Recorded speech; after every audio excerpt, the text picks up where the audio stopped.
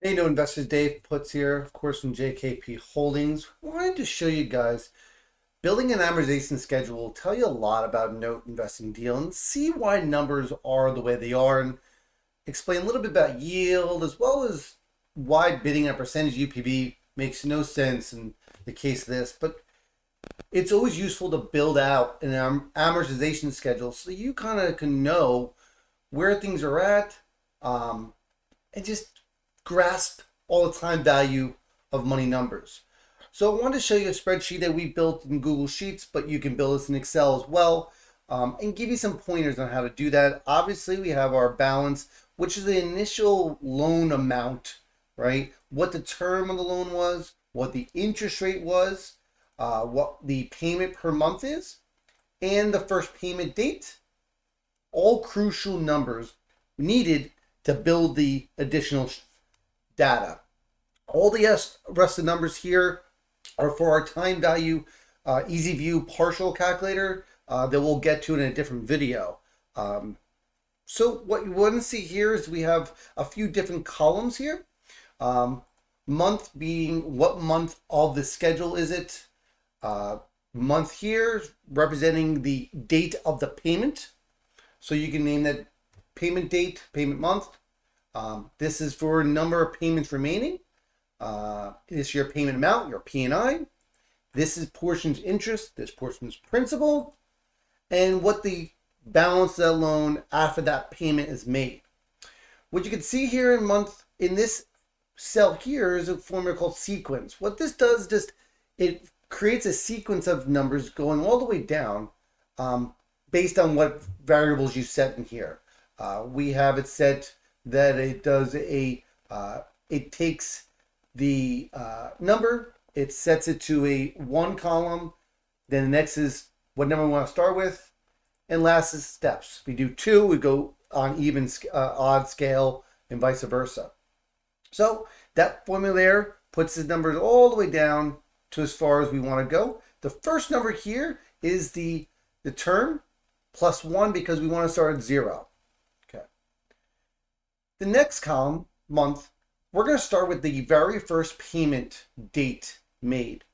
So that first payment date, which is month one, comes from this cell. We're just referencing this cell 6. Next was the number of payments remaining. So it's reverse of this column here. This is helpful to know what point, how many payments are left, and whatnot.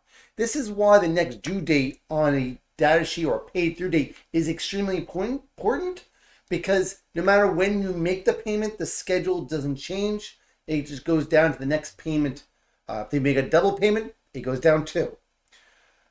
So here, again, similar to the first one. However, instead of working backwards, we're going to go forward. So instead of this being a 0, we're going to start with the actual first one, and we're going to go -1.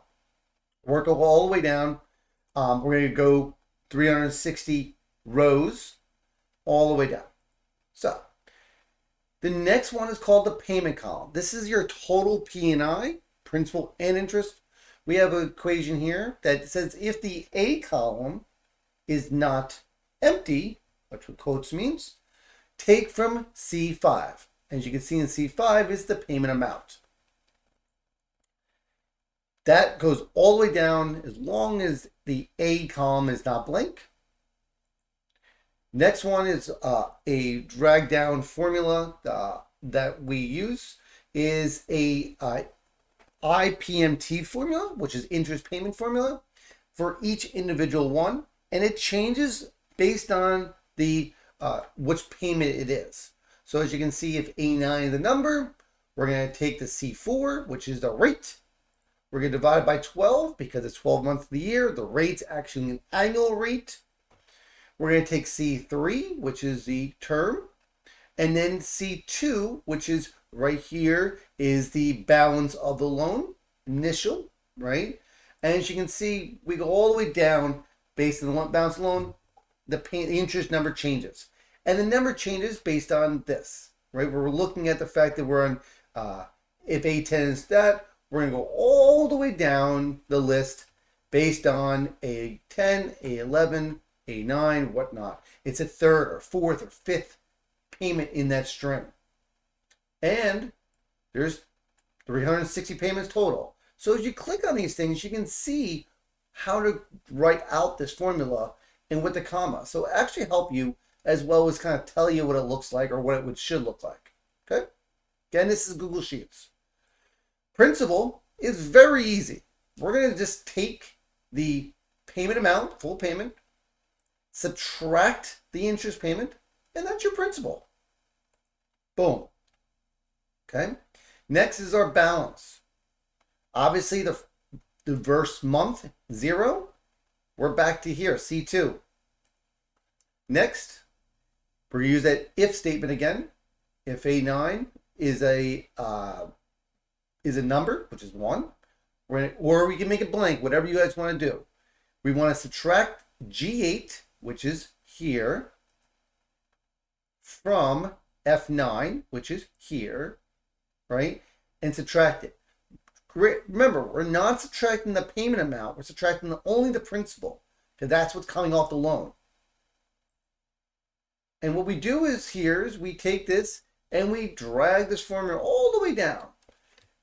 The reason we use either blank or A9 is when you get past here, it's not a number anymore. So there's nothing there. So we don't subtract anything. But as you can see, as I scroll down and get down to 360 months, there's 47 cents left, which isn't always perfectly 0, which often isn't, but you can see what this looks like. So everything in here works out to be what it should be. And this is the basics of building an amortization schedule for your note business. Hopefully this helps you guys. And if you have any questions, post below. Enjoy.